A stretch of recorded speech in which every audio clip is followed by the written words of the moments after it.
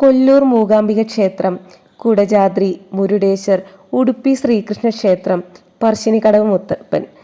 ഞങ്ങളെ വലിയ വെക്കേഷന് ചെറിയൊരു യാത്ര പോയിരുന്നു. തീർത്ഥാടന യാത്ര എന്ന് തന്നെ പറയാം. അതിൻ്റെ കുറച്ച് വിശേഷങ്ങളാണ് കേട്ടോ ഇന്ന് വീഡിയോയിൽ ഷെയർ ചെയ്യുന്നത്. നമ്മൾ ആദ്യം പോയതേ കൊല്ലൂർ മൂകാംബിക ക്ഷേത്രത്തിലേക്കാണ്. ക്ഷേത്രത്തിലേക്കുള്ള പ്രധാന പ്രവേശന കവാടമാണ് കേട്ടോ നമ്മളിപ്പോൾ കണ്ടത്. ക്ഷേത്രത്തിനകത്ത് അധികം തിരക്കൊന്നും ഉണ്ടായിരുന്നില്ല. ഞങ്ങൾക്ക് കുറേ നേരം ക്യൂ ഒന്നും നിൽക്കേണ്ട വന്നില്ല കേട്ടോ. ക്ഷേത്രം സ്ഥിതി ചെയ്യുന്നത് കർണാടകയിലാണെങ്കിലും ഇവിടെ എത്തുന്ന ഭക്തരിൽ നല്ലൊരു ശതമാനവും കേരളത്തിൽ നിന്നാണ് കേട്ടോ. ഞങ്ങൾ കുറേ മലയാളികളെയൊക്കെ കണ്ടു. പിന്നെ ഇവിടെ എല്ലാ ജാതി മതസ്ഥർക്കും ദർശനം അനുവദനീയമാണ്. മൂകാംബിക സന്നിധിയിലെത്തണമെങ്കിലേ ഭഗവതി വിളിക്കണം എന്ന വിശ്വാസമൊക്കെ കേരളത്തിലുണ്ട്. എത്ര സമയമെടുത്ത് നമ്മൾ മുന്നൊരുക്കങ്ങളൊക്കെ നടത്തിയാലും നമ്മുടെ മനസ്സിൽ മൂകാംബിക ദേവിയുടെ വിളി എത്തിയില്ലെങ്കിൽ കൊല്ലൂരിലേക്കുള്ള യാത്ര മുടങ്ങുമെന്നാണ് വിശ്വാസം. ശിവശക്തി ഐക്യരൂപത്തിലാണ് മൂകാംബിക ക്ഷേത്രത്തിലെ പ്രതിഷ്ഠ. ശങ്കരാചാര്യരാണ് ഇവിടെ ഭഗവതിയെ ഇന്ന് കാണുന്ന രീതിയിൽ ശ്രീചക്രത്തിൽ പ്രതിഷ്ഠ നടത്തിയതെന്നും കരുതപ്പെടുന്നുണ്ട്. നമ്മൾ ക്ഷേത്രത്തിൽ നിന്ന് ഇറങ്ങിയിട്ട് പിന്നെ പോയത് കുടജാദ്രിയിലേക്കാണ്. കുടജാദ്രിയിൽ 4 മണി വരെയാണ് അവിടെ ട്രക്കിങ് അനുവദനീയമായിട്ടുള്ളൂ. ഞങ്ങൾ വൈകിട്ട് 4 മണിയോട് കൂടെ തന്നെ കുടജാദ്രിയിലെത്തി. മൂകാംബിക ക്ഷേത്രത്തിൽ നിന്നേ കുറച്ച് കിലോമീറ്റർ അകലെയാണ് കേട്ടോ കുടജാദ്രി മലനിര. കുടജാദ്രി മലകളുടെ താഴ്വരയിലാണ് കേട്ടോ ക്ഷേത്രം സ്ഥിതി ചെയ്യുന്നത്. ട്രക്കിങ് തുടങ്ങിയത് 4 മണിക്കാണെങ്കിലും നമ്മൾ അവിടേക്ക് എത്തിയപ്പോഴേക്കും 5 മണി ഒക്കെ ആയിട്ടോ. നല്ല മഞ്ഞായിരുന്നു. നമുക്ക് വീഡിയോയിൽ തന്നെ കാണാം. നമുക്ക് നമ്മുടെ മുൻപിൽ പോകുന്ന ആളെയും പുറകിലുള്ള ആളെയും ഒന്നും കാണാൻ പറ്റുന്നുണ്ടായില്ല. അത്രയ്ക്ക് മഞ്ഞായിരുന്നു കേട്ടോ. ഞങ്ങൾ ആദ്യമായിട്ടാണ് ഇത്രയും മഞ്ഞുള്ള ഒരു സ്ഥലത്തേക്ക് പോകുന്നത്. കുറേ നടക്കാനുണ്ടായിരുന്നു കേട്ടോ. നമ്മളിങ്ങനെ മലയിലേക്ക് കയറി പോകുമ്പോഴേ അവിടെ ദിശാ ബോർഡുകളൊന്നും തന്നെ ഉണ്ടായിരുന്നില്ല. അപ്പോൾ മലയിറങ്ങി വരുന്നവരോട് ചോദിച്ചിട്ടാണ് ഞങ്ങൾ അങ്ങനെ മുൻപിലോട്ട് നടന്നു പോയത്. പലതരം സസ്യലതാദികളാലും സൗപർണിക നദിയുടെ ഉത്ഭവസ്ഥാനം എന്നതിലും കുടജാദ്രി വളരെ സവിശേഷതകളുള്ള ഒരിടമാണ് കേട്ടോ. ഇവിടെ ആദിശങ്കരൻ തപസ് ചെയ്തു എന്ന് പറയുന്ന ചിത്രമൂല ഗുഹയും ശങ്കരപീഠവുമാണ് നമുക്ക് കാണാൻ സാധിക്കുന്നത്. മൂകാംബിക ദേവിയുടെ മൂലസ്ഥാനം എന്നറിയപ്പെടുന്ന ഇടത്തിൽ ഒരു ഭദ്രകാളി ക്ഷേത്രവും കാണാം. വളരെയധികം സിദ്ധന്മാരുടെയും സന്യാസിമാരുടെയും വാസസ്ഥലം കൂടിയാണ് കുടജാദ്രി. പക്ഷെ ഞങ്ങളങ്ങനെ സന്യാസിമാരെ ഒന്നും കണ്ടില്ല കേട്ടോ. അതികഠിനമായ ഈ മലനിരകളെ അംബാവനത്തിൽ മൂകാംബികയിൽ നിന്ന് 40 കിലോമീറ്ററോളം ദൂരെയാണ് സ്ഥിതി ചെയ്യുന്നത്. പിന്നെ നമ്മുടെ ശാരദാപീഠം, അതായത് ജമ്മു കാശ്മീരിലെ ശാരദാപീഠം എന്ന് വിളിക്കപ്പെടുന്ന സർവജ്ഞ പീഠത്തിന് സമാനമായ സ്ഥലമാണ് ഇവിടെ നിന്നാണ് പറയപ്പെടുന്നത്. ശ്രീ ആദിശങ്കരാചാര്യൻ തൻ്റെ നീണ്ട ആത്മീയ യാത്രയിൽ ഇവിടെ വരികയും പ്രാർത്ഥിക്കുകയും ചെയ്തു. വൈകുന്നേരം 5 മണിക്ക് ശേഷം ഇവിടെ ആളുകൾ കുറവായിരിക്കും കേട്ടോ. കാരണം നല്ല മഞ്ഞ് മൂടി കിടക്കുമ്പോൾ നമുക്ക് പോകാനായിട്ട് കുറച്ച് ബുദ്ധിമുട്ടുണ്ട്. കാരണം നമ്മുടെ മുൻപിലും പുറകിലുള്ള ആളുകളെ ഒന്നും നമുക്ക് കാണാൻ പറ്റില്ല. പക്ഷെ ഞങ്ങൾക്കിത് അറിയില്ലായിരുന്നു. ഞങ്ങൾ ഇങ്ങനെ 2 മണിക്ക് ശേഷമാണ് ക്ഷേത്രത്തിൽ നിന്ന് ഇറങ്ങി നമ്മൾ കുടജാദ്രിയിലേക്ക് പോയത്. നമ്മൾ കയറിയപ്പോൾ എടുത്ത ഫോട്ടോസാണ് കേട്ടോ ഇപ്പോൾ കാണുന്നത്. നിറയെ മരങ്ങളൊക്കെ ഉണ്ടായിരുന്നു. അവിടെയൊക്കെ കാണാൻ നല്ല ഭംഗിയുണ്ടായിരുന്നു കേട്ടോ. ഞങ്ങൾ ഇവിടെയാണ് ശങ്കരാചാര്യ തപസ് അനുഷ്ഠിച്ച സ്ഥലം. ഞങ്ങൾ ഇവിടെയൊക്കെ ഇരുന്ന് കുറേ ഫോട്ടോസൊക്കെ എടുത്തിട്ടോ. അവിടെ പ്രത്യേകിച്ച് പൂജാരിമാരൊന്നും ഉണ്ടായിരുന്നില്ല. നന്നായിട്ട് മഞ്ഞ് മൂടിയ കാരണേ ഫോട്ടോയിലൊന്നും അത്ര ക്ലാരിറ്റി വന്നിട്ടില്ല കേട്ടോ. അങ്ങനെ കുറേ ഫോട്ടോസൊക്കെ എടുത്തിട്ട് ഞങ്ങളൊരു 6 മണി ആയപ്പോഴത്തേക്കും കുടജാദ്രിയിൽ നിന്ന് ഇറങ്ങി. പിന്നെ അടുത്ത ദിവസം നമ്മൾ പോയത് സൗപർണിക നദീതീരത്തേക്കാണ്. കുടജാദ്രി മലകളിൽ നിന്ന് ഉത്ഭവിച്ച് ക്ഷേത്രത്തിന് സമീപത്തോടു കൂടെ ഒഴുകുന്ന പുണ്യനദിയാണ് കേട്ടോ സൗപർണിക. അനേകം ഔഷധ ചെടികളിലൂടെ ഒഴുകി വരുന്നത് കൊണ്ട് സൗപർണിക നദിയിലെ സ്നാനം സർവ്വരോഗ നിവാരണമായി കരുതി വരുന്നു. ഇനി നമ്മൾ പോകുന്നതേ മുരുടേശ്വർ ടെമ്പിൾ കാണാനാണ്.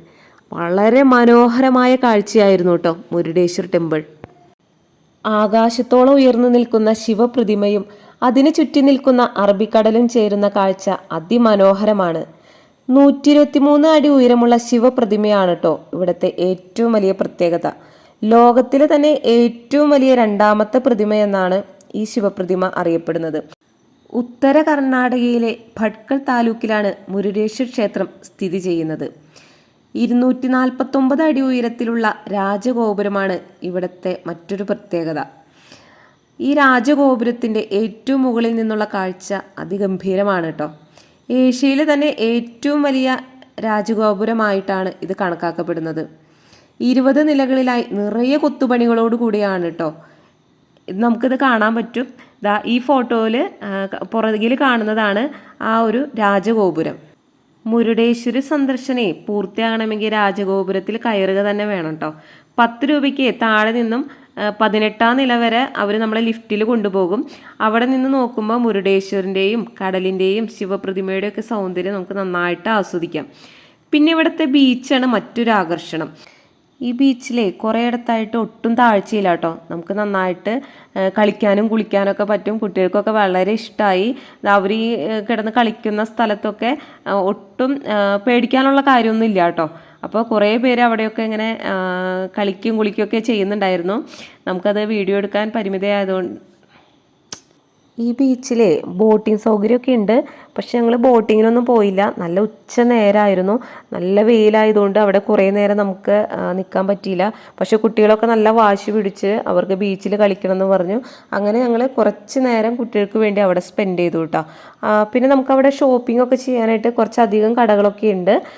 മുരുടേശ്വർ ടെമ്പിളിൽ നിന്ന് പിന്നെ നമ്മൾ പോയത് ഉടുപ്പി ശ്രീകൃഷ്ണ ക്ഷേത്രത്തിലേക്കാണ്. അവിടെ നിന്ന് നമുക്ക് കൂടുതൽ ഫോട്ടോസൊന്നും എടുക്കാൻ പറ്റിയില്ല. ഈ ഒരു 2-3 ഫോട്ടോസ് മാത്രമാണ് കേട്ടോ അവിടെ നിന്ന് എടുക്കാൻ പറ്റുള്ളൂ. പിന്നെ നമ്മുടെ യാത്ര നമ്മൾ പിന്നെ തിരിച്ച് അവിടെ നിന്ന് രാത്രി പോന്നിട്ട് പിറ്റേ ദിവസം രാവിലെ ആയപ്പോഴേക്കും നമ്മുടെ പറശ്ശിനിക്കടവ് മുത്തപ്പൻ്റെ അടുത്തെത്തി.